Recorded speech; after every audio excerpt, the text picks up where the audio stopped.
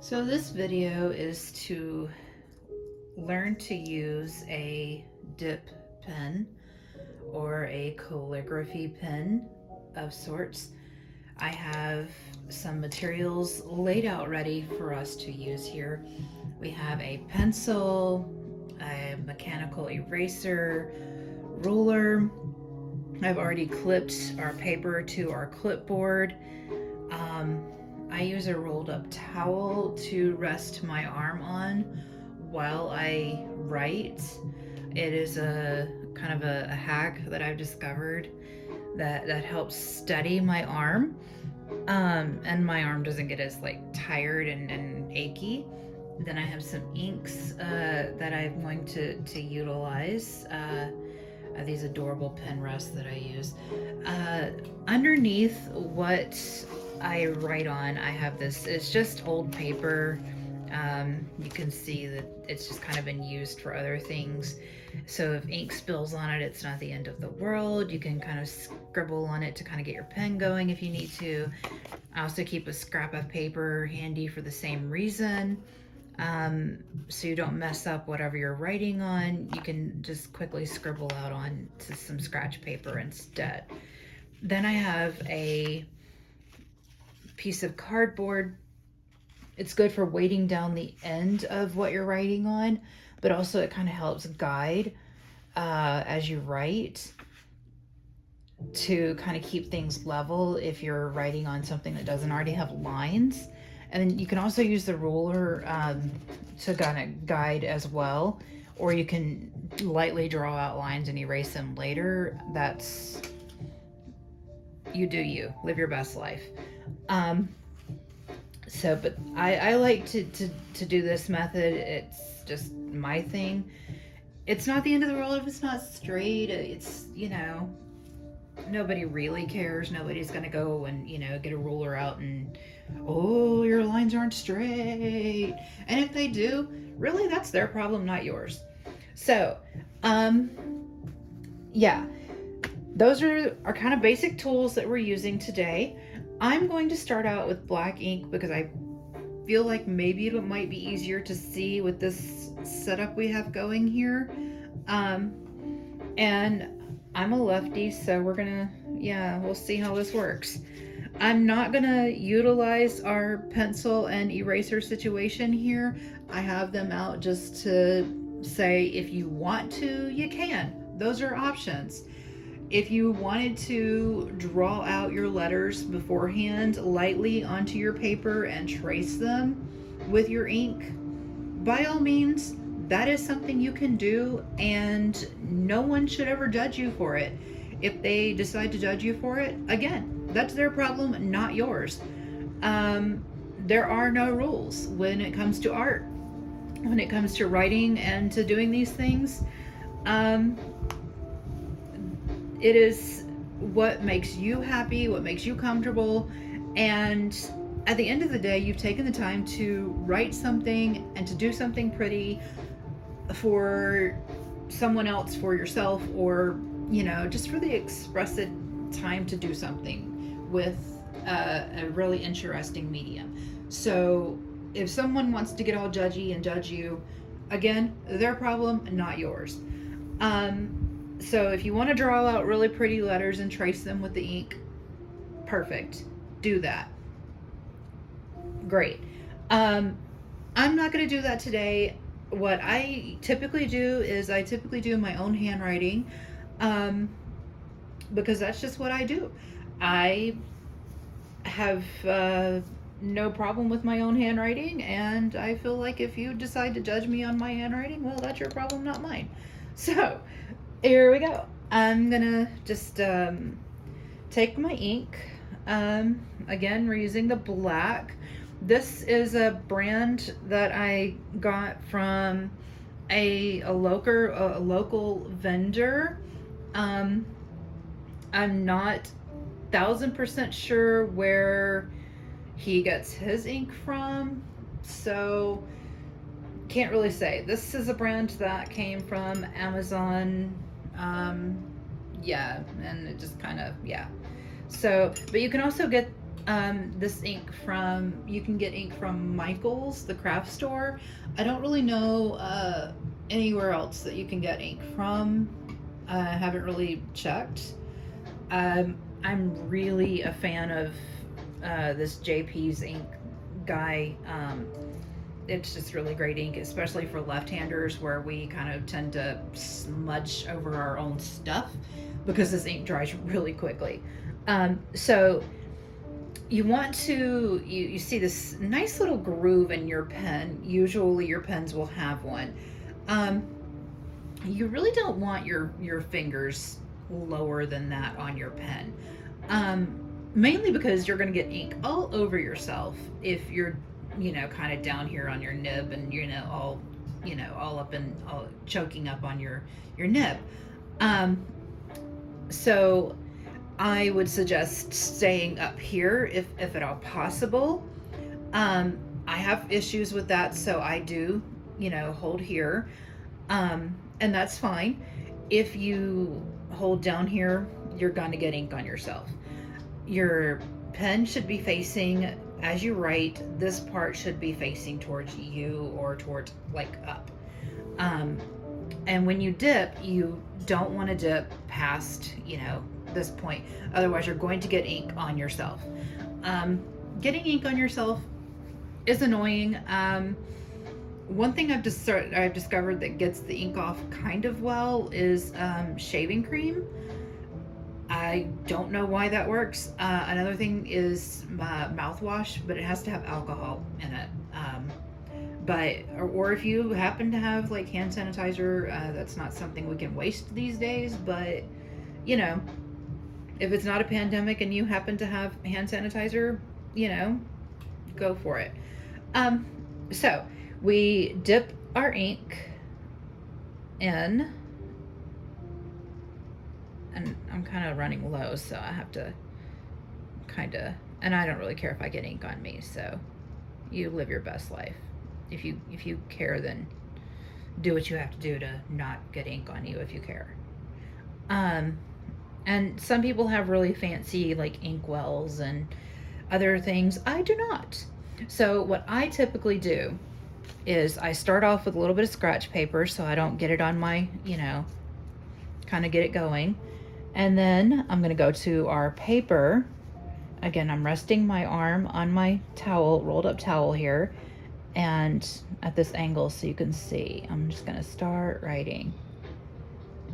And I'm just going to do the alphabet because, that's just easy. And form your letters however you want to form them. That is, again, your business. You do you. If you've traced them out ahead of time, then you will, of course, trace over whatever you've written down with your pencil.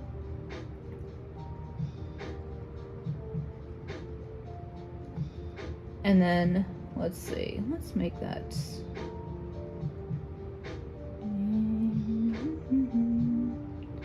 Sorry, I tend to hum or sing or do some weird jumbo. My students are always like, Miss Sky, you're humming again. Sorry. So, I just kind of got bigger and bigger as I went along. And hey, that's fine. We can do that. Nobody cares. So you see how I kind of used this as a guide to kind of keep my line straight. And what I would do usually if I were writing a letter to somebody, I would take my ruler and I would put it over my letters so that, excuse me, sir, could you possibly move over? Thank you, madam. Thank you. I don't know why I decided those were male and female, but hey, whatever. And I do use this big piece of construction paper. You may see it in other videos that I make just so I don't make a mess all over the planet. It makes it easy for me. So now I need to dip my pen again. Dip, dip, dip, dip, dip. And sometimes if I get a lot, I might kind of lightly touch it to the side so I can kind of dab, or I might use down here on this paper. And then I left off on F, so I'm going to come back over here, holding things in place, And I'll start with G.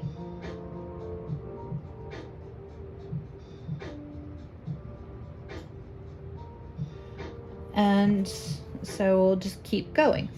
And so as you go, and the pen will naturally make those thicker and thin lines that you see with calligraphy as you write.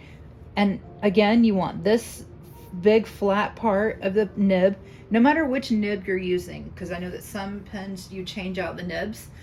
Any nib that you're using, that big flat part will face out, away from your paper. The inner part will face into your paper.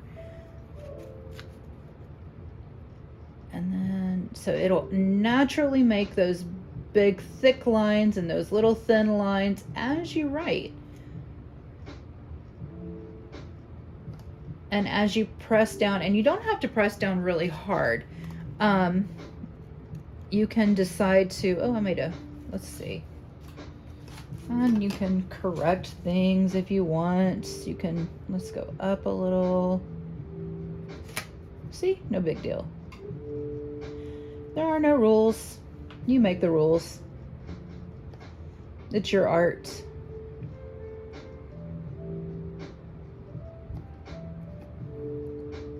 And if somebody has a problem with it, that's their problem, not yours.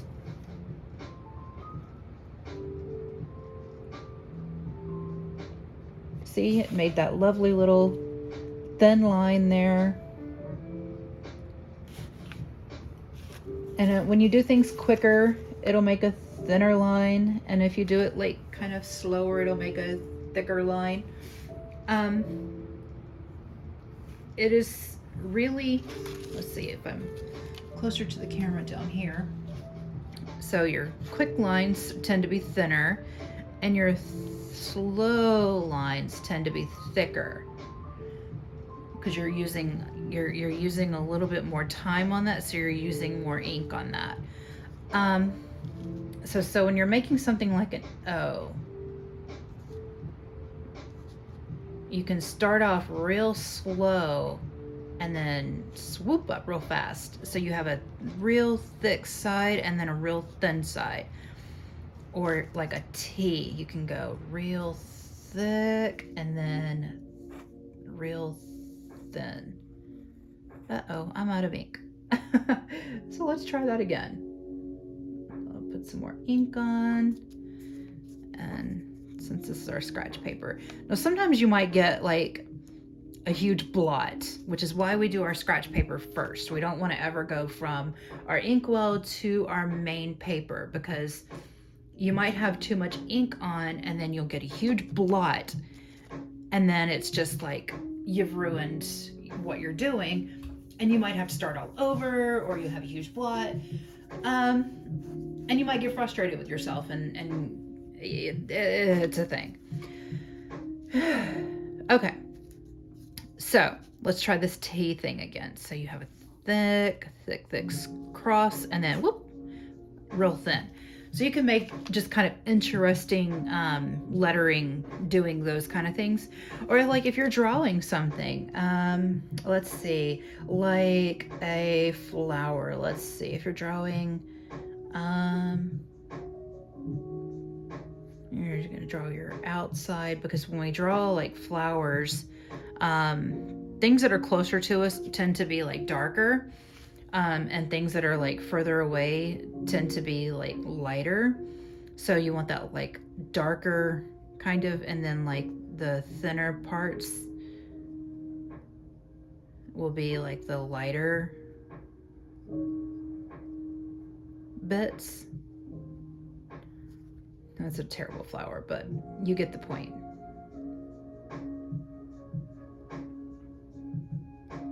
Yeah. Hastily drawn, terrible flower. But my point stands. That, you know, the lighter bits, I didn't apply as much pressure to them, and they're kind of the further back parts of the flower, as you can see. And I didn't use as much ink on those. So when you're drawing with your nibbed pen, Just don't apply as much pressure and you won't use as much ink with them. So that's pretty much the basics of using your nibbed pens. Of course, try out your different nibs. You'll get different lines with the different nibs. They all do different things. This is just the basic nib that you see and kind of everybody uses. Um, there are others. They all, as I said, do different things. So play around with it, give it a go. I'd love to see some of your work. If you have questions or um, maybe something I didn't answer here that I didn't cover, please let me know. And happy crafting, arting, and um, yeah, enjoy what you do, because that's what matters. It doesn't really matter if you aren't making those perfect letterings that you see out in the wild. Um, do do work that looks good to you, and enjoy what you do, and others will enjoy it because you enjoy it. And honestly, it's their problem if they don't enjoy it. It's not your problem. So again, love to see your work. Please show me. I look forward to it. And if you have questions, let me know. And until next time, bye.